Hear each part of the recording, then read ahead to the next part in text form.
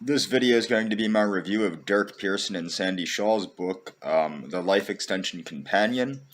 Those of you who don't know who Durk, Pearson, and Sandy Shaw are probably were born in the 90s or later.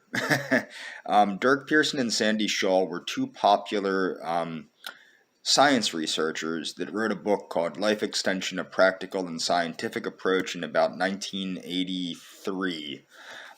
This book was written about the same time, and it's a companion for that book, which gives more, it's a guide on how to use some of the recommendations in that book and meant to be cross-referenced with that book regarding certain nutrient blends and things of that nature.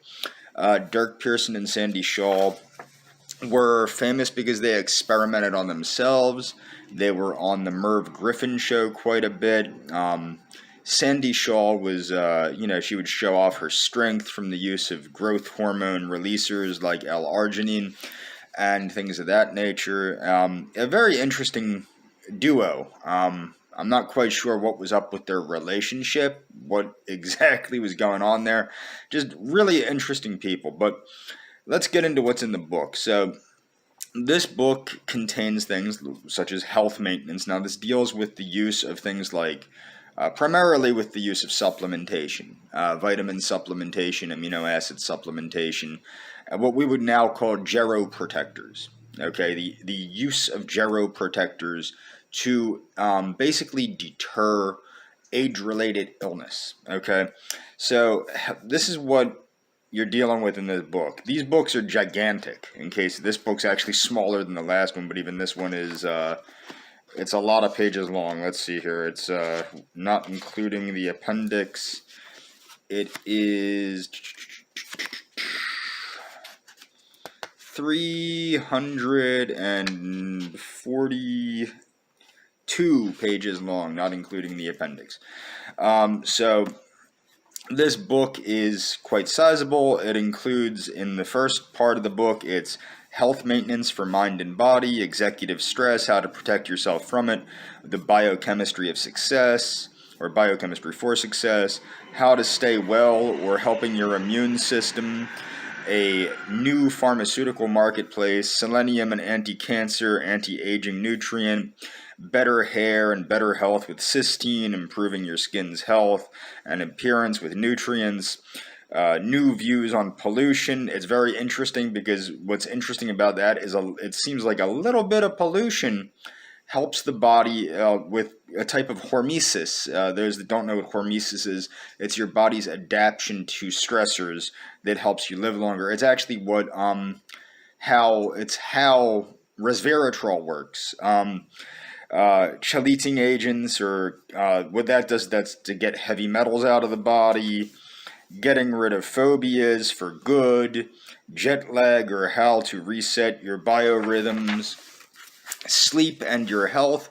Now, sleep is very, to get on that, I'm going to continue reading some of this, but sleep and your health is very overlooked by most people today. They like to talk about diet, they like to talk about exercise, they very rarely talk about rest. Now, back in the 60s and so, that was common in a bodybuilding magazine or a bodybuilding book such as the Charles Atlas program or some of Schwarzenegger's books or Joe Weider's books to talk about the importance of rest. And a lot of people don't talk about rest and they run themselves into the ground. So continuing with the contents of the book, DMSO and the mode of action. Hydergine. Hydergine is an ergoloid related to LSD, but it's also a geroprotector. It's an effective treatment for sickle cell anemia. On sex, they have sex play and sexual rejuvenation, the herpes epidemic and a possible solution, which is, I'll get into that in a bit. Sex hormones, some uses and their risks. Fads and fallacies, FDA notice prescribing approved drugs for unapproved uses, similar to Trump's right to try thing. The fallacy of perfect safety, synthetic versus natural, which is better. I love their take on synthetic versus natural because it blows out of water all them damned hippies with their organic wheatgrass juice and whatnot. Okay. a reply to Henkel Corporation. That was in a reply to Henkel Corp. What it was is Henkel was using naturally derived vitamin E, and you'll have to read the book to find out. I'm not going to get into that. Back to butter, or the truth about polyunsaturated fats. This is an important thing. This is monounsaturated fats, we now know, are the good fat, okay? But back in the day, they were promoting polyunsaturated fat use, which can lead to cellular destabilization and oxidative stress because, well, polyunsaturated fats are very easily oxidized. So this back to butter thing, I wouldn't take it at face value. Monounsaturated fat is much better than saturated fat, but the reason saturated fat is quite possibly better than a lot of polyunsaturated fats. Okay, excluding the essential fatty acids, we don't need very much essential fatty acids, but excluding the essential fatty acids that we need to create eicosanoids and things like that, it's very important to understand that overly consuming polyunsaturated fats is bad for aging. It will prematurely age you. Okay, the facts about food preservatives. You know, they quote Jefferson Airplane in there about Eat Starch Mom, the song Eat Starch Mom, about preservatives. Preservatives are a good thing, despite what people think. Well, most preservatives are, especially ones that are vitamins. For example, glycine is used as a food preservative. Vitamin E, also known as tocopherol acetate, is used as a food preservative. Vitamin C palmitate is fat-soluble vitamin C. It's used, or it's called ascorbyl palmitate, but it's vitamin C, fat-soluble vitamin C, it's used as a food preservative. More life extension information, how to use case histories and anecdotal evidence, SAVE, study of aging volunteer experimental subjects, data, doctor's registry for treatment of the aged, or of the aging, sources of information about aging and maintaining your health. As you can see, you can use the National Library of Medicine. Remember, this is in the infancy of public access to the internet in the 80s. It teaches you how to use the internet to access Medlars and Medline, which were, the National Medical Library, what we now call PubMed. Example of search printouts, examples of search request, growth hormone secretion, some original scientific literature, Appendix 1, glossary, a layman's guide to word usage. That's actually very awesome. I think everybody should just, if anything, just read the glossary as it teaches you the use of the words in the book. Now, everything that Durk, Pearson, and Sandy Shaw wrote is pretty good. Now, there's a thing in there about beta-carotene and lung cancer. Now, I want to be very careful. I want people to understand I'm not a doctor. Nothing I say is medical advice. Nothing in this video is medical advice. This video is for entertainment purposes only. But they do talk about the beta-carotene and lung cancer reduction, okay? And a lot of people like to say, well, there was a study done that shows that beta-carotene increased lung cancer in smokers. Before that, there was a study done that said beta-carotene reduced cancer in smokers. Now, I don't have the other book with me at the moment, but there was one by Patrick Quillen on eating to beat cancer, or beating cancer with nutrition, which I will be doing a review of. And what you have to watch for is the way these studies are structured. One of the most famous ones is Dr. Linus Pauling, who is a Nobel laureate. He won the Nobel Prize in Peace for stopping nuclear proliferation, and he won the Nobel Prize in Chemistry. Oh, I forget exactly what it was for. But the thing is, what my point would be is this. Dr. Pauling successfully treated cancer with intravenous vitamin C. This is one of the most famous ways in which they doctor the evidence. The government paid to do the research, but they used oral vitamin C. Anyone knows that you cannot reach the same levels of plasma concentration of ascorbic acid or vitamin C with oral administration as you can with intravenous administration. Therefore, it was found to be useless.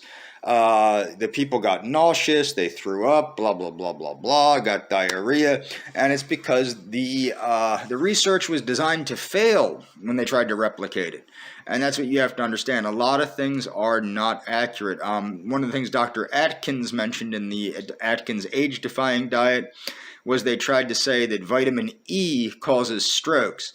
What they failed to mention, that Dr. Atkins mentioned in his book, The Age-Defying Diet, is that the people that were chosen for that research had already had a stroke, that were having these strokes, okay? They had already had a stroke, and they were very aged. And anybody knows an elderly person that had previously had a stroke is more likely to have a stroke than the general population, vitamin E or not. So you have to be careful of what you think and what you believe. You have to do your own research. The same sense, you have to find doctors you can trust, especially to order blood tests. They go into lab work and that and everything else. One of the things I found interesting was I only bought this book a couple months ago. I've owned it for about a month and a half now. And one of the things I found interesting on page 37, glycine. Now, I was taking glycine for COVID, okay? Because what glycine does is glycine helps stop the cytokine storm by downregulating inflammation. And I noticed my temperament was getting better. And I'm a very angry person. I'm still a very angry person, but I'm no longer having life-threatening stroke-level blood pressure rages from it because I'm taking 15 grams of glycine a day. So what does it say in this book about that? Well, see, I've been taking 15 grams of glycine now for about a year, between 10 and 15 grams a day. And it says inositol, which is a sugar, and glycine, which is an amino acid. Glycine exerts a calming effect on the primitive areas of the brain, and an inositol increases the effectiveness of anti-anxiety receptors. They recommend 3 to 10 grams of glycine with 1 to 5 grams of inositol per day. Now, the thing is, I found that very interesting because I noticed this. I also know that, and I think I did a video on this on adrenochrome, the nonsense about adrenochrome. Glycine and taurine, two amino acids, are successfully, two amino acids that exert antioxidant benefit, are used successfully to treat, at least in research, to treat schizophrenia. And in my opinion, it's a crime that this is known that, glycine and taurine work on schizophrenia. And the thing is, even though I'm not perfectly better, I still have, bad anger problems and things like that. It's better. And the thing is, I don't have the side effects that I had with the medication. In fact, I have blamed psychiatric medication, and believe I'm right, in the creation of certain health concerns I have now. And also, one of the problems with the psychiatric medication is it did cause me to become quite obese as a youth, and it gave me a complete lack of control. Everybody wants to tout how great psychiatric medication is when I was on it, and this is what's funny, people will get on Tom Cruise's case for saying how dangerous it is to promote the use of psychiatric medication, but nobody ever talks about how dangerous the psychiatric medication is. When I was on psychiatric medication as a youth, I had zero self-control. I had zero empathy. And I didn't realize that that wasn't who I was until I stopped taking it when I was about 18 to 20 is when I started coming back to normal, and I'm still not back to normal. The danger of psychiatric medication, I think, far outweighs the benefits. Again, I'm not a doctor, I'm not a mental health practitioner, I'm not a nutritionist, I'm not a dietitian. Don't take what I'm saying as medical advice. I am going to be giving links to glycine and taurine being used in schizophrenia in the description, though, not because I'm a doctor, just because I think it's very interesting. I think it's interesting that I started noticing an effect on my mood from taking high doses of glycine every day.